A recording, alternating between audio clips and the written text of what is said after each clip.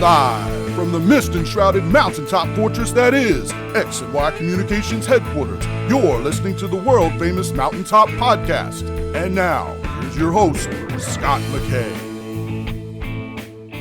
All right, ladies and gentlemen, how's it going? Welcome yet again to another episode of The Big Show. My name is Scott McKay. And I'm Emily McKay. And today we're going to give you the second of our two-part podcast experience that started last week with how has dating and relating between men and women evolved, over the past 25 years, so far this century.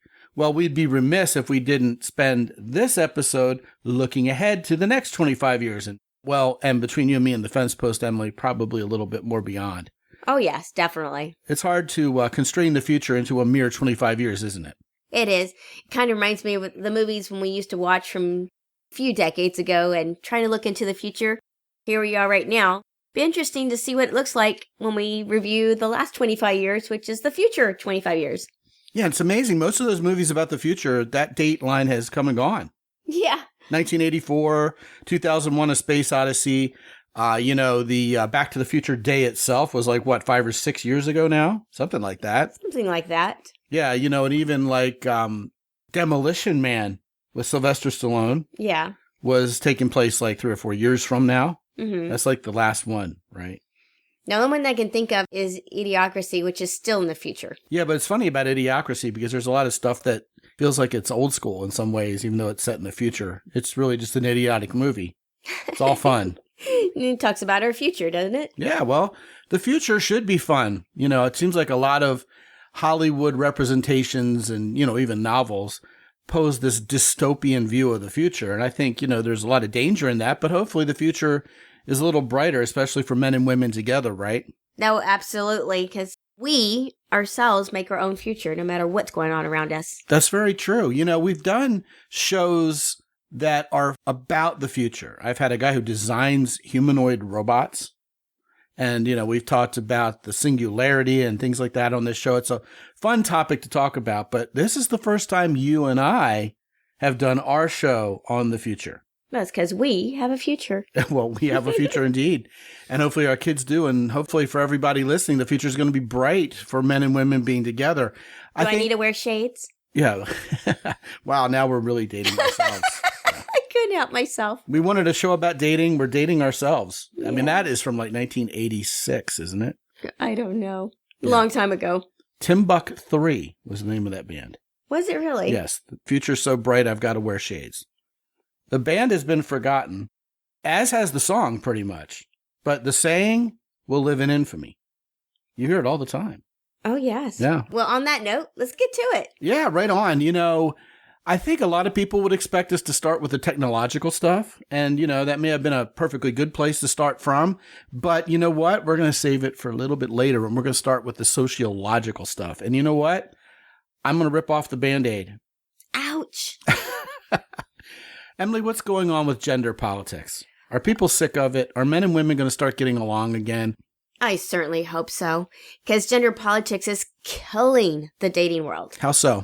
Well, you got the gender politics trying to create hatred for the opposite gender. Women hating men for, their supposed toxicity, and men hating women for them hating men. And this whole thing is just backwards. Right, exactly. And then that led to the rise of ye old, at this point, toxic masculinity trope, right? All men are bad. The Me Too movement, believe all women. It became men versus women instead of men and women being together. And we've talked a lot about the pressure on the birth rate and on the family. And I don't think we want to rehash that. After all, we want to talk about, the future. Will we be able to, first of all, define man and woman again without the woke police coming after us? And for that matter, is masculinity and indeed femininity back? I certainly hope so, because I can't keep up with the growing numbers of different types of humanoids. How so? Well, you got men dressed as women, or men pretending to be women, or women who are doing the opposite of being women, and the 100 different ways of which someone can identify themselves as. We have 65 genders and things like that. And it keeps growing. Yeah, I think there are always going to be people who feel like that's what's right for them. I don't think they're going to go away. I think Pandora's box is open. That cat is out of the bag, whatever cliche you want to use. I just sincerely hope that they will not try to impress their way of life on everybody else who's trying to be a man and a woman and procreate as we have for millennia. I think we should just live and let live. And I, for one, Emily, see a trend back in that direction. I think everything that was so weird or radical or being thrust in our face, so avant-garde, even 10 years ago, people have accepted that as the new normal. That's how society is going to be.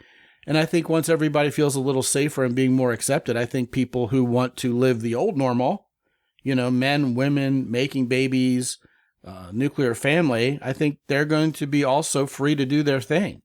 Am I being too naive? We'll find out in the next 25 years. Then I suppose we will, and the whole world will wait.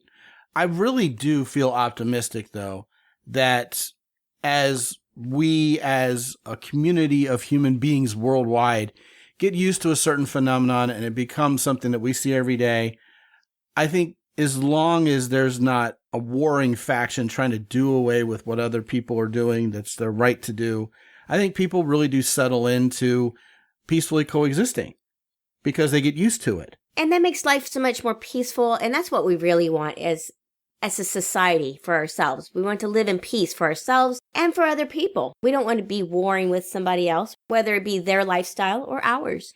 Yeah, and it's really not even a disagreement. You do your thing, I'll do mine.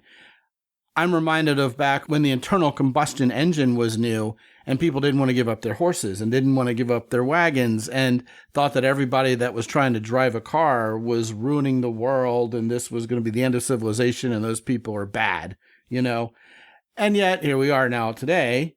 If you want to ride a horse, I guess that's fine. If you're in the cast of Yellowstone, you'll spend more time on a horse than in a pickup truck, but the rest of us are going to drive around in internal combustion engines. And nowadays, the warring factions are between people who drive internal combustion engine vehicles and EVs. Right. That's a whole different subject in itself. Yeah, right. Exactly. I don't think the kind of car we go on dates with will really matter much to this conversation. So onward. Will women start prioritizing motherhood over these, Hofstedian societal gender roles again? And, Hofstede, of course, was a sociologist who had 6 dimensions of how you can define and describe a particular culture. And one of them is masculinity and femininity. And perhaps infamously, Hofstede said that, masculine cultures are all about power and accomplishment in the business world and, being on top and winning. And feminine cultures are just the absence of that, right? That is so empty. Well, of course it's empty. It completely trivializes the role of femininity in culture. Well, it gives femininity zero value because then it says that women have nothing to contribute unless they still man's masculinity. But as women, we're successful in so many different ways, even if we aren't climbing the corporate ladder. Well, I guess what I'm trying to convey here is that Hofstedian viewpoint rubbed off on a lot of people, especially women, such that they said, well, my goodness, if I'm going to matter in this particular culture, according to Hofstede, who, by the way, in case it isn't bluntly obvious, ruled the United States culture as masculine. If I want a piece of this pie, I got to start acting like a man. I got to start, taking on this masculine role, which of course caused the feminists out there to believe that, women need to start acting more like men. And if we can trick men into believing they're toxic because they start all these bad things like wars and they fight and they kill and they rape and they maim people, then we can somehow hijack that Hofstedian ideal of masculinity for ourselves and be the queens of industry, et cetera, et cetera. But I think people are waking up to the fact that it isn't such a bad thing to be a mom. It isn't such a bad thing to have a family. Nurturing and fun creates this wonderful balance in life. And with this Hofstedian viewpoint, we're out of balance. Do you think that ship has already sailed and it's never coming back? Do you have that dystopian viewpoint? Or do you believe women are ready to be feminine again, even at the cultural level? I don't see that coming back anytime soon. As a matter of fact, the census, both in the United States and worldwide, are predicting that by 2050 that our population is going to be in decline. Well, why do you think that is? Well, there's still a big movement that women have no value unless you're out there making and earning money and making the industries richer. We as a society have no value as women, which is really sad because Hastetta had a mother. And matter of fact, every world leader, male or female, has had a mother who contributed to raising that human being to rule the world and do something great and monumental. And indeed, if we are going to make more babies and continue to populate the world, then they're going to have to be mamas, unless it's all by a test tube. Or we have someone else raising them, with or without our values. Well, someone has to give birth to them. We're not a bunch of seahorses around here. The men can't get pregnant. Oh, I don't know. I think we can act like seahorses, give birth, and let somebody else raise it. Well, maybe that's part of the whole social meme that's been going around, that men can be pregnant too. I guess if you look at it from a worldview of politics, you can control society if you raise their children. And because of that, I don't believe society's going to change because the world leaders like it the way it is, and that's what's going to be pushed upon society. So all this posturing in the media and in these sociological journals about how we don't have a replacement rate when it comes to live births in the Western world, at least, and also in the Pacific Rim. Basically, any country who's considered a developed nation, their birth rate is decreasing. And there's all this belly aching, at least publicly, from the powers that be, from academia, that we need to fix that we need to start making babies again, yet everything in society is pointing to, hey, don't make any babies. That's right. I don't see anything changing. However, I do see that those who want to continue dating, there's still people who want to continue having babies and having a normal life, finding a husband or a wife or a partner in life to be able to have a family. So those things aren't going to be extinguished. It's just there'll be fewer of them and it'll be harder to find your significant other. Well, like we've said before on this show, very loudly and proudly, sex is like the most powerful force in the universe. You can try to get people to stop screwing, but at the end of the day, we're horny. Oh, yes. And that means babies happen. Even by accident. Well, you know what I think. I think we're going to halt the aging process. We may already have the technology to do it. And then what? You know what I mean? Once at least the elite at the beginning get to ostensibly live forever, unless they're in a horrible car crash or something, right? Then we need fewer people or we're going to get really, really overpopulated very quickly. Well, the earth is pretty large. I think there's lots of room for lots of us. Well, do you think we will halt the aging process? And if so, here's the fun question. How will that affect dating? I mean, I could date someone 100 years younger than me. I don't think the aging process will end. We will all continue to grow older. It's just I do think the society will do a better job of extending our life and making us live longer, but it won't be eternity. Well, I don't know if you can live for eternity anyway, because something's going to happen to us. We're still just flesh and bones. Accidents happen, even if we're not physically aging because of whatever's going on within us that causes us to age. We could still maybe die of a pestilence or a disease that hasn't been cured, and have an accident. True. Those are all things that could happen. Yeah, I think immortality will be elusive, but I think halting the aging process will cause people to, let's put it this way, it'll make the average lifespan longer. It has to. It's a positive development. I do think it would be interesting to talk about a person who is 170 years old and hasn't aged. They're like 25, 26 years old visually, physically. That's sci-fi. Well, but what if it happens? It's not going to happen. Hey, man, listening to actors talk was sci-fi 100 years ago. Not going to happen. Not going to happen. Well, that's you're my prediction. Oh, no, that's my prediction. We are not going to get past 100. Well, just for the sake of having a little fun on this show, hear me out. Okay. What if I were 160 years old? I had all that life experience, all that accumulated wisdom, but physically, I was still 25, 26. That would be really cool. We are looking pretty young nowadays compared to our grandparents. Well, for sure. People already look younger at an older age. We're already doing something right there, despite all the chemicals we eat, et cetera, and our exposure to the sun. I was just thinking that. I know, right? It's almost sort of weird. As much as we complain about big pharma, drugs can be a good thing.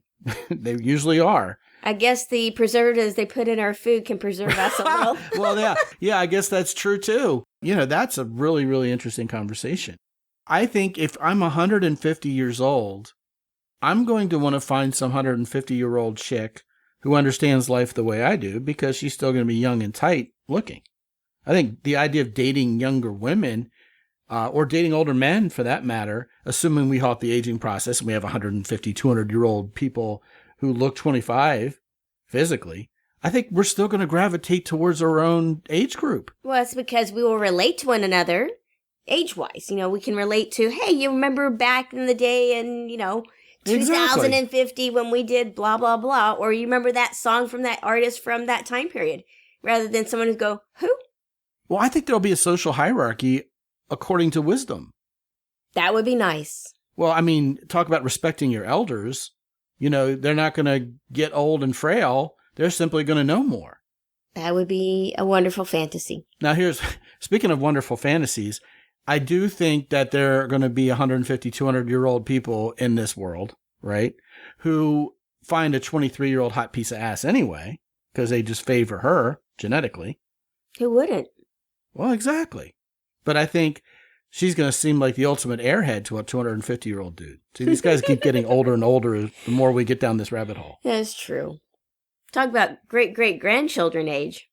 Oh, yeah, man. You can hang out with your great-great-grandchildren and, have fun with them and not be too old. You don't have to stay on the couch.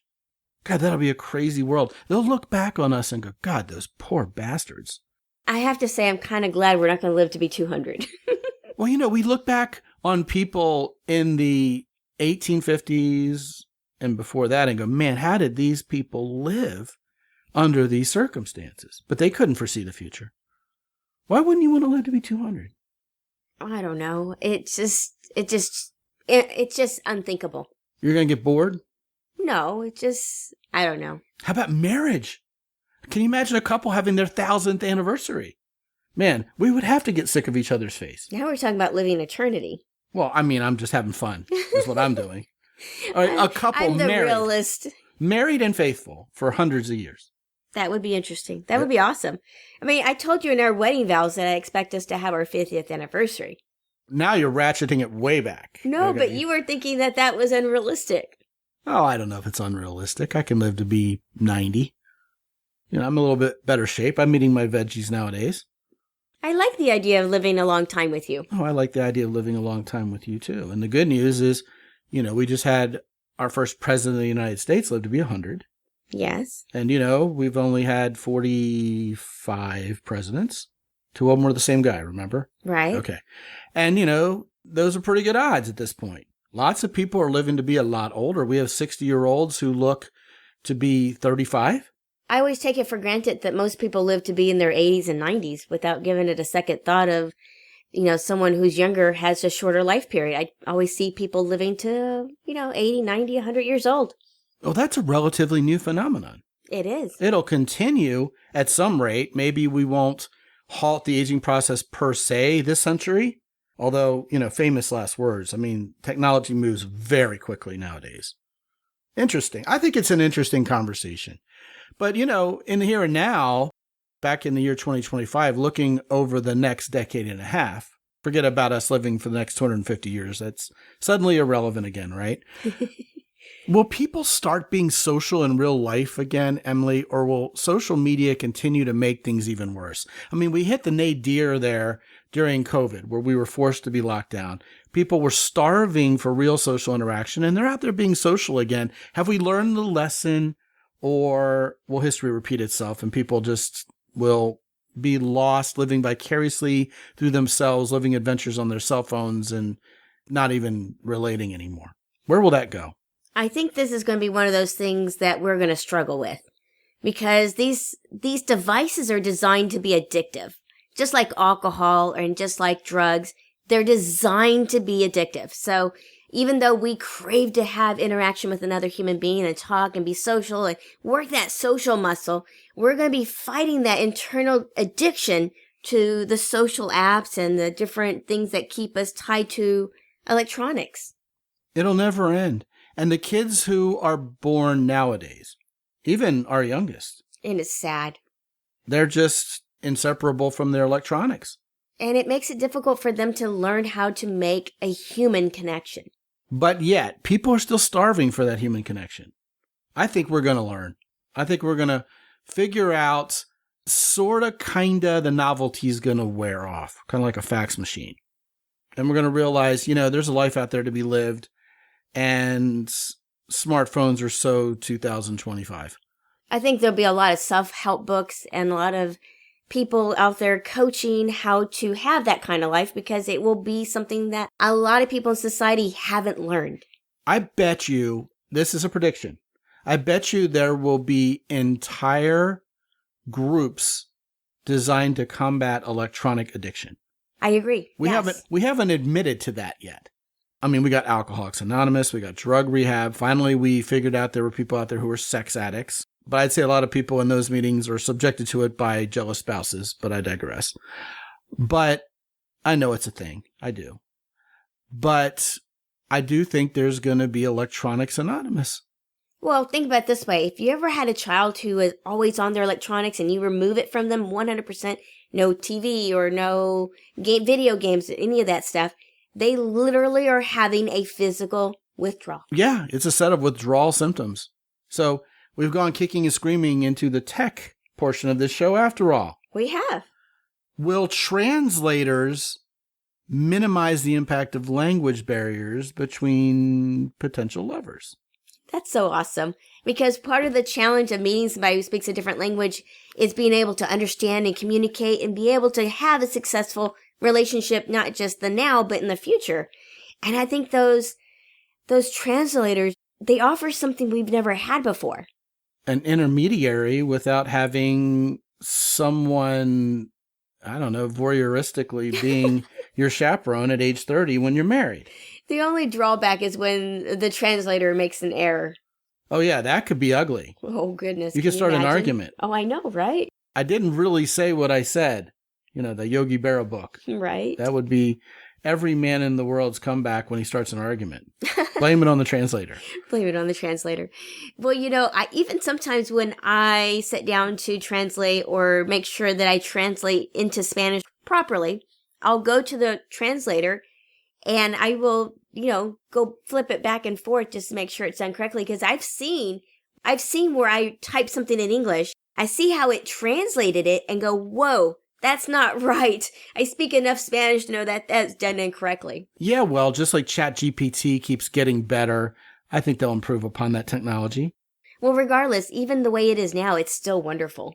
Well, I mean, if you're talking about Inuit Aleutian Island language to like Danish or something, or like Amharic to like, Urdu, maybe not. But I mean, for those people who speak Mandarin and Spanish and Portuguese and English and languages that are widely spoken. At least the top 5. It'll be better for them first, I think. Well, the one where you put it in your ear and someone speaks and it's supposed to automatically translate seems like such a neat option. Yeah, you could probably just have a chip in your brain, like the mark of the beast. Oh, gosh. I don't think I'll go that far, but that's a scary thought. Man, talk about learning how to listen to your wife.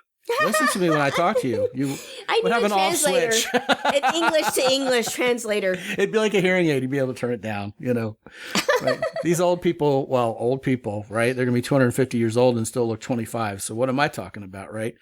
But I think the translators electronically will help people transcend language barriers and have relationships where they probably wouldn't have been able to connect with each other before. Yeah. And I also think they'll end up learning each other's language more quickly that way. Maybe, unless, they get lazy like the rest of us due to technology. Speaking of which, AI girlfriends seem like they've already failed. People have already figured out, I want someone with agency to love me back. I don't want someone just to do my bidding and, act like a robot, especially if I can't touch them or feel them. Maybe a real robot that did my bidding. We could be narcissistic enough as a culture within the next 25 years where that would become a very, very popular thing. There's already a trend in that direction, Emily. Well, I know. Well, they already got life-size dolls that are supposed to look and act like a real human in some ways. So they're trying to develop that right now. But it's still missing the element of another human who can think and actually have thoughts of their own, because it's just not fun. I mean, imagine being a child and having a doll. You have to pretend on its behalf, and it still has its limits. Well, of course it does. It's a doll. But I'm talking about a sentient robot. I mean, is that possible? I mean, we've seen movies like Bicentennial Man with Robin Williams, and it seems so far away. Yet we've had at least one guest on the Mountaintop podcast who's manufacturing that reality and thinks they're under 5 years away from it. So what happens when we get a sentient cyber partner? Can you imagine a robot that can decide of its own free will whether it wants to be with us or not? What will that turn our society into? And I don't see that happening. I think there's way too many limits to that. Think about if we have robots who are acting more human and we have humans acting more like robots, it's kind of making things backwards, don't you think? Well, I don't know. It sounds like we'd be perfect for each other. I guess if we dumb ourselves down, that might work. Well, you know what's really funny is I'm noticing your tack here is being really cynical over the power of technology to change so rapidly. I think it's going to be crazy by the time our teenage children are 60 or 70 years old. I think it's going to be crazy out there. Maybe, but a lot of that's designed to keep people from interacting with another human being. Well, yeah, and the big overarching question is, will we ever wake up and be human to human again? Because it seems like we're already down the path of losing that, at least in what we like to call the developed world. Well, I think that has to do with laziness. It's just easy to pick up a doll and have it have somewhat what appears to be a sentient being who has its own thoughts, or at the very least decide I want to do my thing and leave, versus a human being that I actually have to put some work into and care about and do things that would make them want to stay with me. Well, being lazy sounds really good. Everybody's seen the movie WALL-E, right? Oh, yes, that's right. I forgot about WALL-E. And that was only 16 years ago. Oh, boy. But I'll tell you what, being lazy sounds great on paper till you realize you have no fulfillment in your life and you're bored. Well, you'd feel powerless.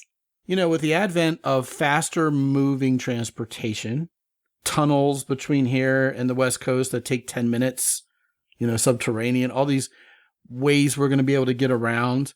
I even heard something on the news about someone actually being able to teleport something, like take the atomic structure of something and recreate it thousands of miles away already. Beam me up, Scotty. Exactly, but not with humans yet. I mean, I think when we get into whatever it is that makes us alive and have a soul, I think that's what's going to get in the way of that. Yeah, right? I guess so. Kind of like cloning, right? Now you sound skeptical.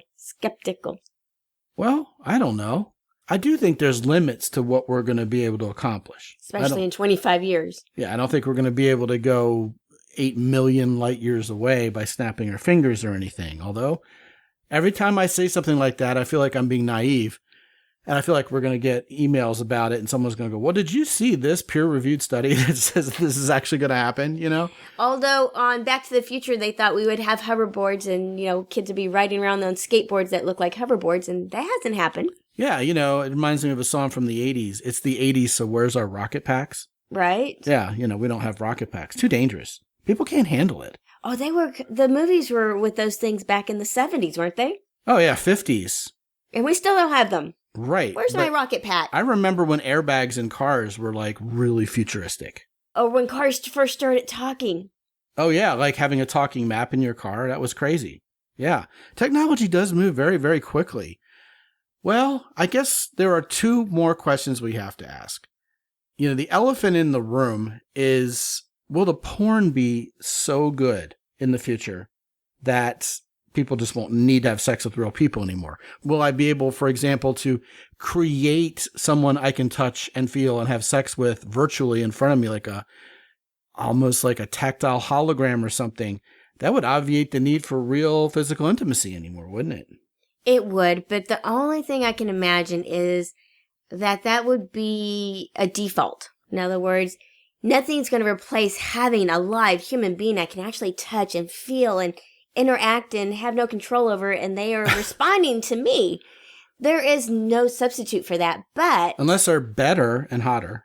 Maybe, but the default is if I don't think I can get something better or wonderful or amazing, then I guess I settle for something like that, especially when it's actually pretty cool. Pretty come on awesome. now. For the last 15 years, guys all over the world have been settling for porn instead of an ugly girlfriend. Well, it's been better already. It's getting better. They are improving upon it by leaps and bounds, no doubt. Yeah. But I still go back to there is still no substitute for the real thing. Which leads us to the most fun question of the entire night. Emily, given everybody's narcissism, their need for immediate gratification, their short attention span, it looks like speed dating has finally caught up to itself. Remember, it never worked 15 years ago.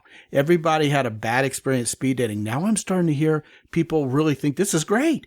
I can meet 7 or 8 women. I only have to spend 6 minutes talking to them, and I can, the equivalent of swiping right, swiping left in real life that quickly. Is that all it takes? I was going to say that. Right. Yeah, speed dating sounds like the swipe right, swipe left. It's no different. It's the same thing repackaged. It sounds exciting back then. It still sounds exciting today. I do think that it has potential. But I think it was before its time. I think nowadays that's what people want. I want something quick. I want to be gratified or not now, or at least 6.5 minutes from now. I think the only gratification there is, do we have a potential to do more beyond the 7 minutes? I think so. And I think that's what's always going to matter. And I do think that if it's doing better nowadays, it could stick around, but I don't think it's going to take over. But that's much better than swipe right or left because I actually have somebody in front of me. Yeah. Nowadays, this is another factor in favor of speed dating, let alone meeting people in real life, but that's so 2024. In a world where the apps are betraying us, where AI is run rampant and you don't even know who you're talking about, and ChatGPT can write your limited narrative and you can filter the hell out of your pictures. And videos. Speed dating might be the new dating app. I know. Then you actually see what you're looking at. The real deal is in front of you. Yeah, go figure. And it's in real life, sort of. Unless there's a mirror between us and I can put on a filter. That would be kind of nice. Within 25 years, they'll figure out how to do that. I tell the filter, please take 25 years off of me. Wow. That's just nuts. I think we better stop. I'm starting to blow my own mind here. And if I want to live to be 250 or 300, I better stop blowing my mind. I know, right? It's got to be bad for my health. Anyway, this is a very fun conversation. If you have things that you think we left on the table, if you've got ideas of your own that you think are going to affect the future, or if you have ideas about how the future is going to look, we'd love to hear from you. I'd love to read those emails, wouldn't you? It would be fun to read those emails. I like to hear what our audience like to say and what they're thinking and what's on their mind. Yeah, go ahead and write to us at Scott and Emily at scottandemily.com. It'll come to both of us that way. And of course, there's one T in my name. Maybe in the future, I'll get another T. No, I like you just the way you are. Yeah, that'll never happen. Ladies and gentlemen, if you're listening to this podcast on the X and Y on the Fly feed, please go to scottandemily.com/podcast, where you'll find a way to get on our calendar to talk to us for free for 25 minutes about what's on your mind. If we can put a plan of action together to help you get better with motos, those are members of the other sex, sometime within the next 25 years or so, well, then we'd be happy to help. And gentlemen, if you're listening to this show on the Mountaintop Podcast feed, go to mountaintoppodcast.com and you can get on my calendar to talk to me for 25 or 30 minutes there. We sure do appreciate every one of you who have been listening, especially, for 3/4 of this century, basically, so far. That's right. It's been 19 years. Yeah, crazy. I know. And we look forward to the next 25, and we look forward to everything related to dating and relationships. And podcasting. That's right. Yeah, the state of podcasting in 25 years would be another interesting conversation. Maybe it'll turn into holograms. I don't think it'd be as interesting as this one was, though. Anyway, that's all for this show for now. So from X and Y Communications in San Antonio, Texas, I'm Scott McKay. And I'm Emily McKay. Be good out there. And have fun.